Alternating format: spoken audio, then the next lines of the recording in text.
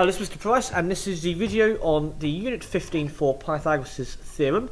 Section 1 is looking at making and spotting errors in your Pythagoras' theorem, and Section 2 is actually calculating values. Let's look into the first question. So, the given values were 7 centimeters and 4 centimeters, and this side here was the calculated value of 8.4 centimeters. So think if these answers are sensible. So it's a right angled triangle. My first check is to add up the two shorter sides, so 7 and 4, and make sure that's at least larger than the longest side, 8.4, which it clearly is. That's my first quick check done. My second check is to make sure the hypotenuse is indeed the longest side. So the hypotenuse is always opposite the right angle. So this value here is the hypotenuse, and it should be the longest side.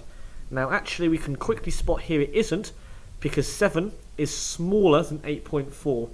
This has to be the largest side, and it clearly isn't. So this one is not possible. Okay, and in your notes you should give a reason as why. So the hypotenuse is not in the correct place. It should be opposite the right angle. Okay, let's look at the second question here. So I've been given 4 centimeters, 2 centimeters, and 4.5 centimeters. So my first check, the longest side, 4.5.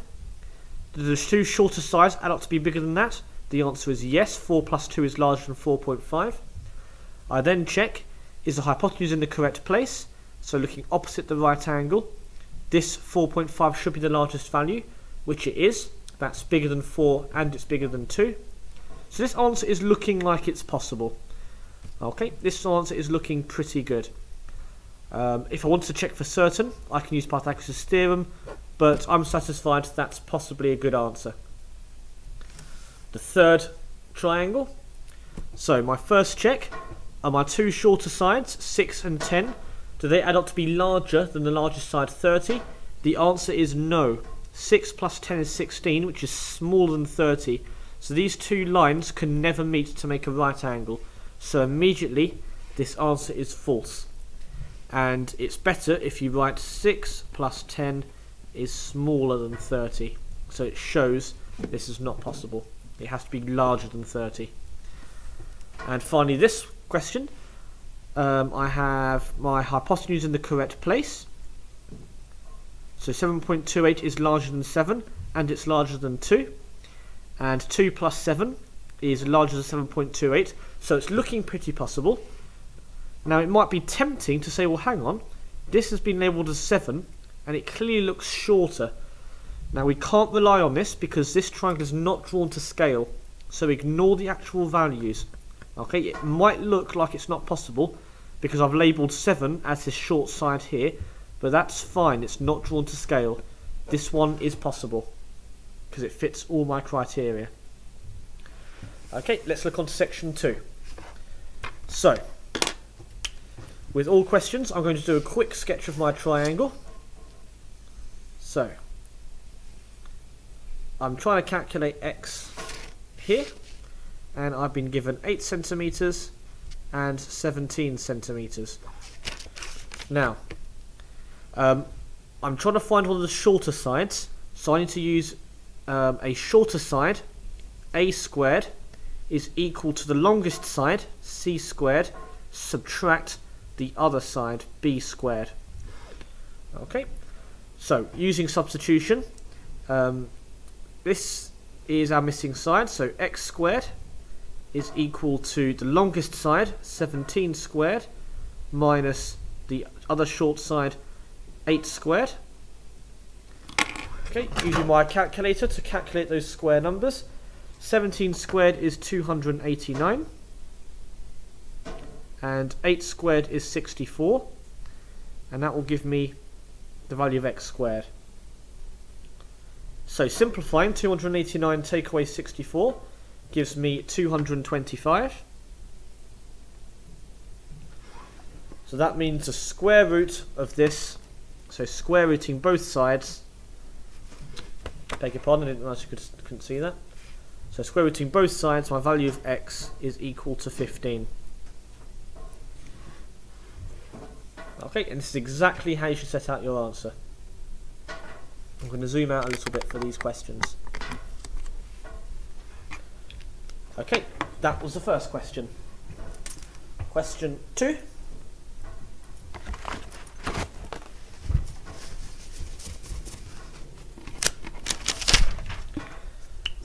Okay, so we have another right angle triangle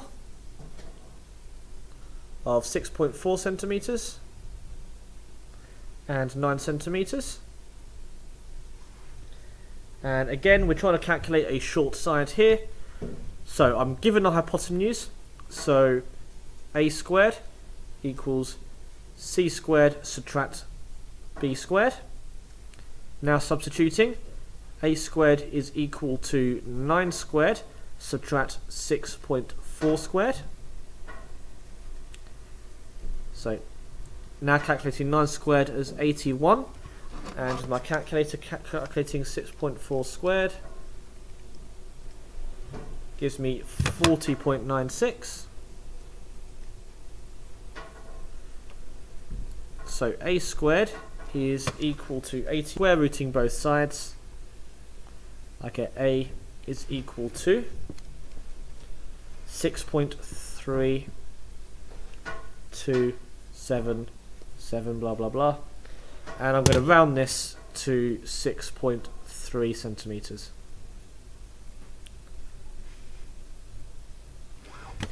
Okay, question 3.